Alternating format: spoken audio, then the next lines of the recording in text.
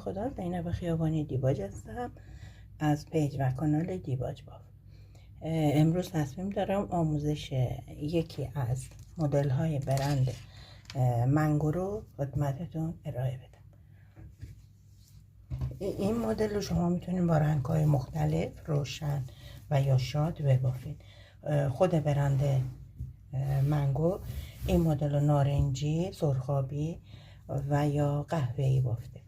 حالا مونده بنابر انتخاب خودتون.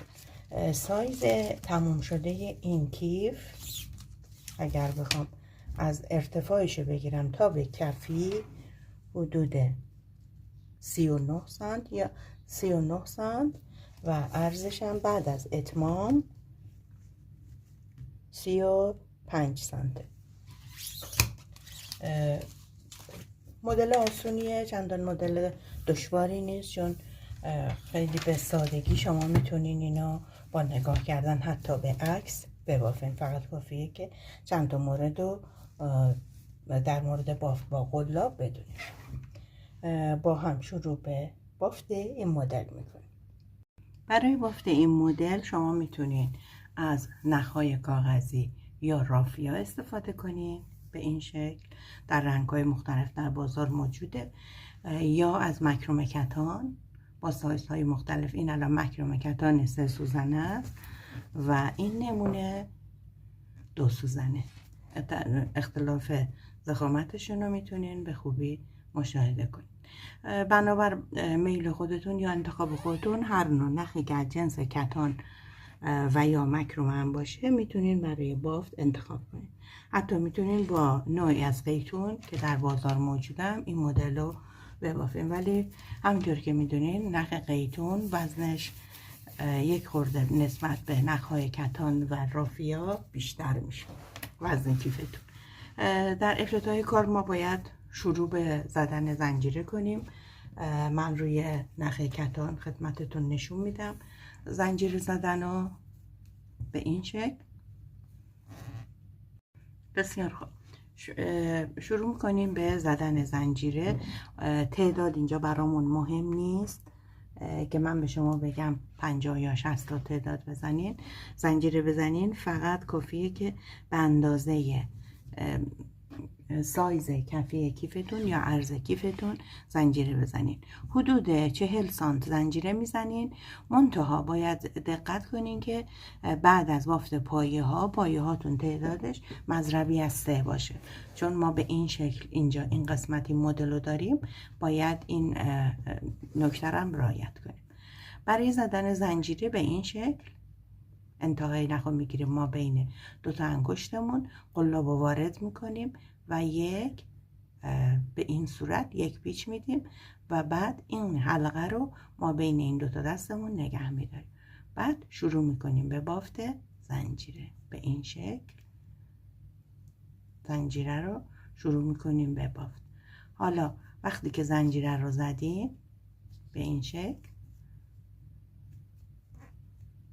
میبافیم، تمام میشه زنجیره رو. الان این یک زنجیره است به این شکل. وقتی که زدین زنجیره ها رو تموم شد، به اندازه سانت میزنین به این شکل و به اندازه 40 سانت شما زنجیره میزنین. الان اینجا زنجیره های من شده 10 سانت. من رو همین نمونه کوچیک نوع بافت رو نشونتون میدم تا بافت پایه کوتاه براتون به خوبی جا بیفته. وقتی که زنجیره ها رو زدیم 40 سانت شد، یک زنجیره اضافه میزنیم چون میخوایم بافت رو شروع کنیم. کار رو برمیگردونیم و در این قسمت های برجسته پشت زنجیره ها قلابمون رو فرو میکنیم. اولیه که نمیتونیم در برجسته دومی فرو میکنیم و یک پایه کوتاه میبافیم به این شکل. این برجستگی رو روی این تا داخل این برجستگی به این شکل قلاب فرو میکنیم و یک حلقه میکشم بیرون و دوباره این 2 تا رو از هم دیگه در میارم. این نوع بافت پایه رو بافت پایه کوتاه گفته میشه که بیشتر در بافت کیف ها و عروسک بافی بسیار پرکار برده. به این شکل شروع میکنیم به بافت این زنجیره ها. دقت کنین که حتما فقط باید این برجستگی رو بگیرید. به دلیل اینکه ابتدای کارمون تمیز در بیاد ما این کارو میکنیم. اگر بخوایم داخل زنجیره ها بافت بزنیم به شکل قشنگی پیدا نمیکنه، ولی با این روش شما میتونید لبه کارتون رو مرتب و تمیز ببافید. و این هم آخرین زنجیره به این شکل. الان دقت کرده باشین یه خورده حالت جمع شدگی داره، نگرانی نداره، فقط شما پایینو میگیرین میکشین و بعد دوباره این کار باز میشه. رج اولمون تمام شد. من میام برای رج دوم یک زنجیره میزنم، کارو برمیگردونم و دوباره داخل همین جایی که زنجیر ازش اومده بیرون یک دونه پایه کوتاه میزنم به این شکل.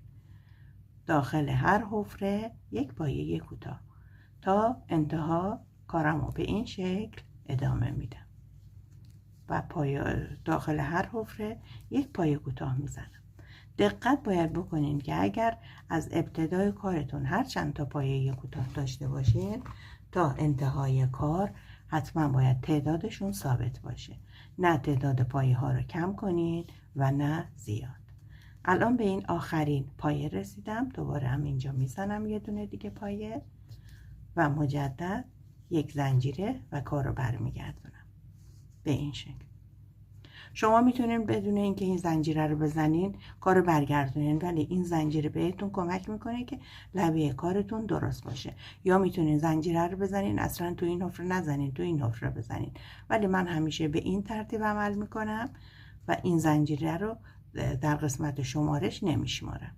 به این ترتیب لبه کارمون بسیار مرتب و منظم خواهد شد به این شکل. بعد از اینکه این قسمت بافته شد، سرانداختین و بافتین این پایه کوتاه ها رو، حدود 29 سانت باید این قسمت کفی و دیوارهای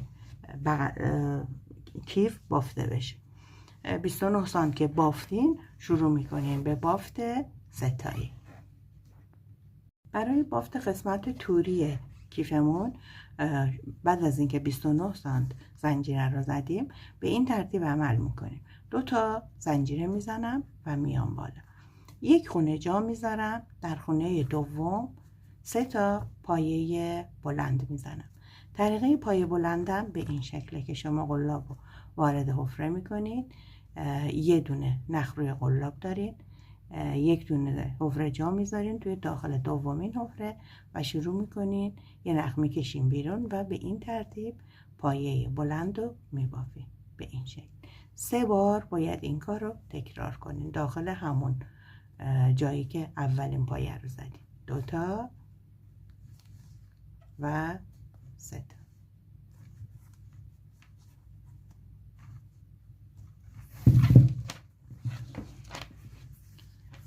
بعد مجدد 2 تا رد میکنیم، 1 2 داخل سومین پایه، مجدد 3 تا پایه میزنیم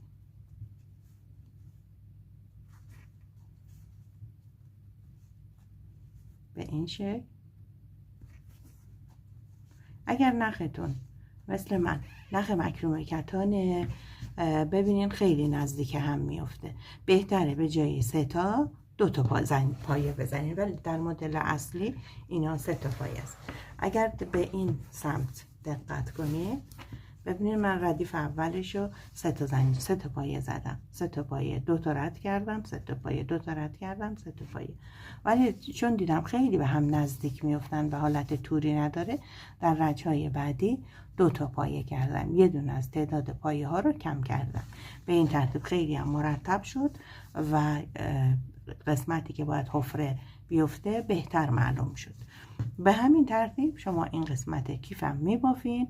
وقتی که یک طرف کیف رو بافتین مجدد از سمت دیگه کیف شروع میکنین به سر انداختن همین مدل و مجدد این طرف کیفم میبافین.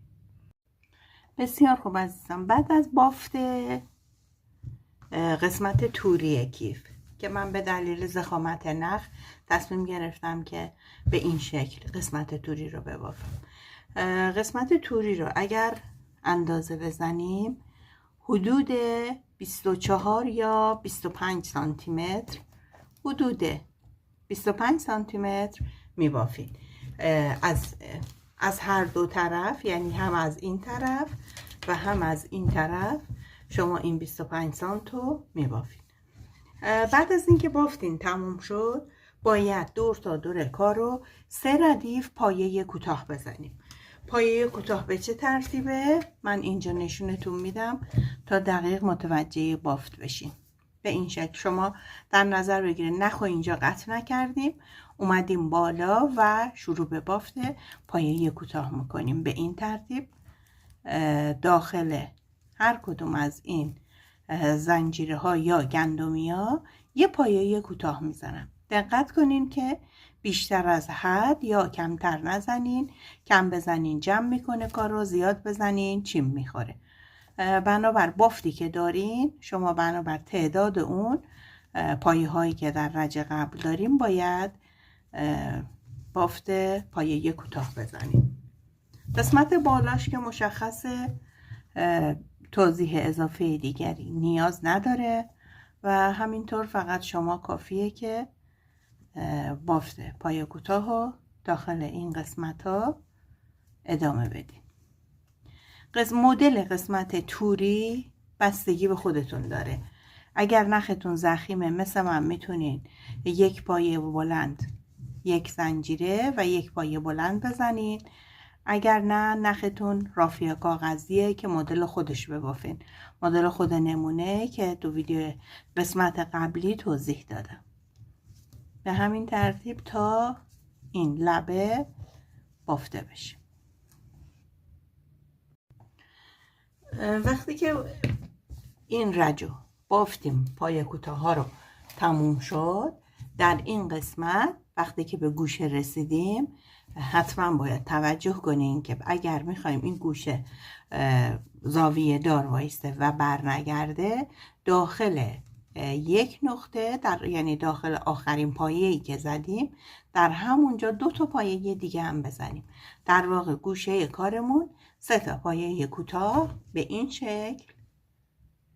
شکل 3 تا پایه کوتاه در یک حفره میزنیم و بعد شروع میکنیم، ادامه میدیم کارمونو با بافت پایه کوتاه در قسمت پهلوی کیف، در قسمت بغلی. داخل هر کدوم از اینا 2 تا حدود برای هر پایه بلند 2 تا پایه کوتاه بزنین کافیه. بعد این قسمت رو پر میکنین از پایه کوتاه این لبه رو. بعد مجدد برمیگردین به این قسمت، دوباره میبافین تا دوباره میرسیم به جایی که کار رو شروع کردیم. تا به اینجا ما 2 ردیف بافت میزنیم. ردیف سومو هنگامی که میخوایم پهلوی کیف رو بهش وصل کنیم، هم پایه کوتاه رو میزنیم و هم پهلوی کیف رو بهش وصل میکنیم. برای بافت پهلوهای کیفم شما کافیه که حدود 8 یا 9 سانت زنجیره میزنین و بعد همون بافت پایه کوتاه رو روش میبافین. ادامه میدین تا حدود، اگر سانت بزنم یک لحظه اجازه بدین، پهلوی کیفم به این شکل حدود 37 سانتی متر پهلوی کیفم رو میبافم به صورت رفت و برگشت و پایه کوتاه، که در رج سومی که میخوایم دور این کیف رو بزنیم، در رج سوم روی هم گذاشته میشه به این شکل و بعد متصل میشه به بغل کیف، که اون قسمت رو بعد از بافت این 3 دور خدمتتون نشون میده. بسیار خوب عزیزان، وقتی که شما 2 ردیف به این شکل پایه کوتاه دور تا دور کار رو زدین، در ردیف سوم وقتی که ردیف سوم رو شروع کردین به بافت، از این قسمت تا به قسمت پهلو باید این تیکه های پهلو رو همزمان با بافت رج سوم به خود کیف متصل کنین. برای اتصال ابتدا 2 تا سر بدنه رو به این شکل روی هم قرار میدیم و کامل میکشیم تا وسطش رو از پایین به دست بیاریم. وسطش که به دست آوردیم اینجا یه دونه علامت گذار یا مارکر میذاریم وسط این بغل کیفم به این شکل روی هم میذاریم، وسطش رو پیدا میکنیم، اینجا هم یه مارکر میذاریم، بعد اینا رو روی هم قرار میدیم به این شکل. ببینین اینجا الان وسط این بافت بغل کیفه، اینجا وسطشه، اینجا هم وسط بدنی کیفه. این دوتا تیکه رو به هم با مارکر به این شکل وصل میکنیم تا بدونیم که از کجا باید این بدنه به این بغل کیف وصل بشه. بعد اینو به این شکل بازش میکنیم، یک دونه مارکر این طرف میزنیم و یه مارکرم این طرف کار به این شکل ثابت میکنیم و بعد پهلوی کیفو میاریم به سمت بالا در این قسمت و شروع میکنیم بافت رج سوم پای کوتاهو به این شکل. در هنگام بافت به بدنه و این پهلو وصلش میکنیم. قبل از اتصال این قسمت حتما باید فراموش نکنین که یک بار از پشت کار کامل اتو کنین تا بافتتون کامل و راحت باز بشه و دیگه حالت جمع شدگی در این قسمت ها به وجود نیاد. مورد دیگه ای که فراموش کردم بگم، حتما باید توی گوشه ها 3 تا پای کوتاه بزنین. در ردیف دوم پای کوتاه اول بافته میشه، دوم بافته میشه و وسطیه دوباره 3 تا. به همین ترتیب به سمت بالا به این شکل عمل میکنیم. الان من اولی رو زدم، این دومی و بعد سومی رو با پهلوی کیف با هم نصب میکنم. سومی رو به این شکل قلابم وارد اینجا میکنم، بعد وارد اولین دونه پهلوی کیف میکنم به این شکل و یک پای کوتاه میبافم. به این شکل پای کوتاه هم بافته شد. به همین ترتیب داخل هر پای کوتاهی که بافتم قلابو فرو میکنم، یک دونه هم رو به روش و به این شکل پهلوی کیفو به بدنه متصل میکنم. حواستون باشه که دونه ای رو رد نکنین، چون اگر رد کنین دونه ها رو ممکنه در قسمت پایین کارتون یکیش کوتاه‌تر و یا یکیش بلندتر باشه. به این شکل بدنه رو به پهلوی کیف متصل میکنیم. دور تا دور کار رو به همین ترتیب متصل میکنین تا کامل از اینجا شروع میکنین به بافت به این شکل تا اینجا میرین. بعد این قسمت هم دوباره به این شکل باز میکنین، بعد این قسمت هم متصل میکنین، بعد برمیگردین به این سمت. من این طرف کیفو متصل کردم، بهتون نشون میدم. به این شکل میشه، ببینید به این شکل. حالا اگر که این طرف هم وصل بشه کامل متوجه میشیم و یک اتو هم روی این قسمت بخوره دیگه این قسمت کامل میخوابه. البته چون نخ من نخ مکروم کتانه، خب یک خورده نسبت به رافی کاغذی هم زخیم تره هم خشک تره. به همین ترتیب این دو قطعه رو به هم متصل میکنیم.